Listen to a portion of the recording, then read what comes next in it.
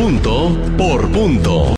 El lunes se conmemoró un aniversario más de la Constitución Política de los Estados Unidos Mexicanos y ayer mismo por la tarde el presidente de la República planteó 20 reformas, 18 de ellas a la Constitución, 2 legales, y voy a platicar pues con un doctor, un maestro en Derecho y pues además rector de la Universidad de Ciencias Jurídicas, el doctor Cipriano Sotelo, para abordar este tema de la Constitución y de las reformas planteadas por el presidente.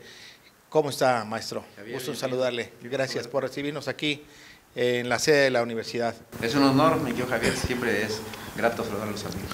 Oiga, de bote pronto, pues siempre hay la tentación de los presidentes de la República de meterle mano a la Constitución, muy manoseada, desde la última de 1917, ha sufrido diversas reformas a lo largo de muchos sexenios. Las reformas que plantea ayer el presidente de la República, 18 constitucionales, en términos generales, ¿qué opinión tiene de estas reformas? ¿Son reformas sociales, como dice el exministro Saldívar? ¿Son reformas populistas? ¿Son reformas, cómo las pudiéramos calificar? En términos generales, y ahorita si le parece, escogemos las más destacadas y cuál es su contenido. Gracias, mi querido Javier. Siempre los presidentes de la República tratan de impulsar su proyecto de nación y le meten mano a la Constitución.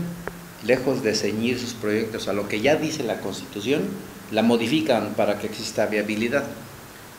En este caso concreto, el presidente está a unos meses de dejar el cargo, está a 8 meses de concluir su mandato. ¿Qué pasó con los 5 años anteriores? ¿Por qué no lo planteó? Esa es la primera pregunta que tenemos que hacernos, porque la pretensión no es reformar la Constitución, sino la promesa que ello implica para el votante. Así es. Es llamar al votante a que se sume a los esfuerzos del partido bajo un esquema que en mi óptica no va a prosperar. Ninguna de las reformas va a prosperar, y te digo por qué. Primero, porque no depende del Ejecutivo una propuesta de reforma para que sea aprobada. El procedimiento es amplio. Él construye sus proyectos, las envía al Congreso de la Unión, en este caso las ha presentado ante la Cámara de Diputados, se llevará a cabo una votación, probablemente ahí pasen y después se van al Senado. Las reformas constitucionales se requieren el voto de las 2/3 partes, las legales la mitad más 1. Las legales pueden pasar porque el partido en el poder y sus aliados sí tiene la mitad más 1, pero no tiene las 2/3 partes. Así es. Entonces, qué bueno que eso representa un freno, no tanto por estar en contra del proyecto del partido en el poder, sino más bien por la viabilidad. No es oportuno desde el punto de vista de crecimiento de la nación, pero sí es oportuno desde el punto de vista electoral. A mí me parece entonces que los momentos claves son exactos para lograr convencer a la gente de que siga refrendando el poder al partido que hoy lo detenta bajo una promesa falsa. Son reformas electoreras entonces. Punto, así de sencillo, son reformas electorales, constituye, pues la verdad de las cosas, populismo puro. Oiga, hay diversas, entre las 18 reformas a la Constitución hay de diversa índole. Está esta reforma que ha venido impulsando el presidente desde hace tiempo de elegir a los ministros de la Suprema Corte de Justicia, pues que son, además la Suprema Corte es la piedra en el zapato del Poder Ejecutivo, y pretende que se elijan mediante el voto directo de los ciudadanos. ¿Qué tan viable y qué no tan viable es esta propuesta, por una parte, y esa es la reforma, la elección de los ministros? ¿Esta es la reforma judicial que requiere el país o hay que ir a otros terrenos para verdaderamente impartir justicia a los justiciables? Ajá. A mí me parece que sí se hace necesaria una reforma para poder elegir a los ministros, a los magistrados, a los jueces. Sí se hace necesario construir un proyecto de forma de elección, pero no de esta naturaleza. Y lo digo con mucho respeto, pero también pues con verdad. qué nivel cultural tenemos los votantes en México. Eso es muy importante. Si no entendemos cuál es el rol del ministro, del magistrado y del juez, pues vamos a votar por el más simpático. La justicia no puede estar en manos del más simpático o del más popular, sino del mejor preparado. Por eso yo no considero que se tenga que acceder a democracia abierta para poder elegir a los ministros, magistrados y jueces. Sin embargo, que la interrumpa, pero entonces también se podría hacer una elección tipo presidente municipal o diputado, y que sean las bases de los partidos las que voten, y no con base en un proyecto ideológico, en un proyecto de partido, y no con base en conocimiento de los personajes, del perfil que se requiere para el cargo, ¿no? Sí, es muy interesante lo que tú dices. Primero, el sistema jurídico-político que se tiene en México y en la mayoría de los países es tripartita, para equilibrar las decisiones. Si no existiera el poder judicial como poder, el país ya estuviera desaparecido. Porque los políticos llegan al ejecutivo y llegan al legislativo. Y la corte es la que equilibra con el conocimiento y la sapiencia. Ahí no llegan, ahí tiene que llegar gente que sabe, que conoce de leyes, que impera el derecho, con errores como cualquier ser humano, pero tratando de ser lo más perfectibles posibles. Entonces pone un freno tanto al legislativo como al propio ejecutivo. Si nosotros contaminamos también así al judicial, entonces sí, mira, este país francamente se lo va a llevar la corriente. Yo considero que no podemos meter en ese costal a quienes imparten justicia, porque tiene que ser gente proba y debidamente preparada, con antecedentes fiables. Lo que no ocurre con quienes buscan ser ejecutivos o legislativos. Ellos más por simpatía, porque así lo permite el sistema jurídico-político en este país.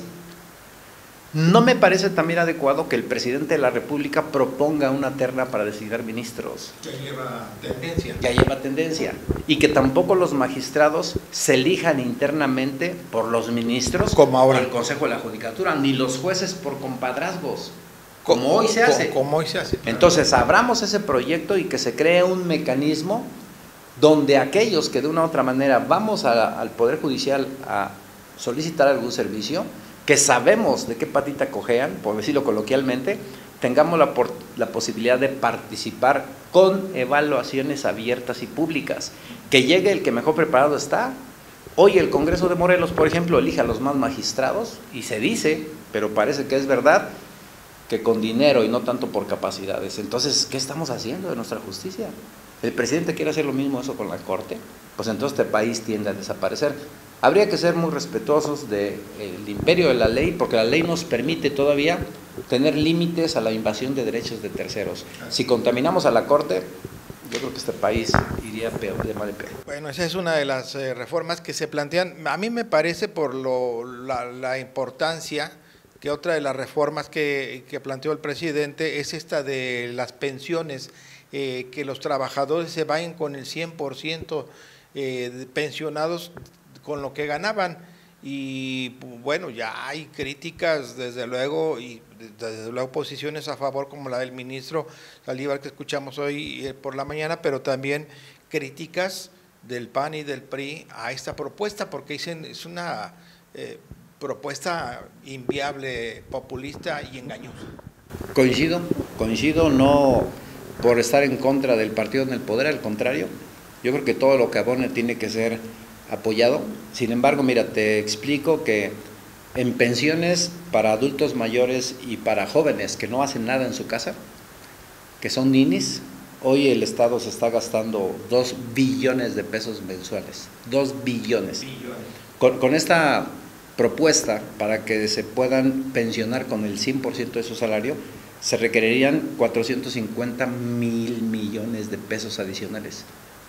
Estaríamos hablando entonces pues de una cantidad de dinero exorbitante. Ojo, si el presidente lo está proponiendo, dice, le voy a recortar dinero a los institutos, a los órganos electorales independientes. Eso, haciendo cuentas, le representa a él como 10 mil millones de pesos. ¿Y dónde va a sacar los otros 40 mil millones? Eso es importante. Segundo, Javier, si tú ganas 50 mil pesos mensuales y ahora vas a ganar 100 mil, se oye bonito, Se oye bonito, pero ¿qué te parece si te sigues quedando con tus 50, pero yo Estado te doy todos los servicios? Si te doy todos los servicios, tú no necesitas pagar seguridad porque te la voy a dar. Te voy a dar energía eléctrica pública, no necesitas gastar. Te voy a dar mejores calles, agua, servicios. Ahí es donde debemos invertirle y no engañar a la gente diciéndole, vota por mí y te voy a subir al 100%. Con independencia de eso, no van a pasar esas propuestas, en mi opinión, porque el partido en el poder no tiene los votos suficientes.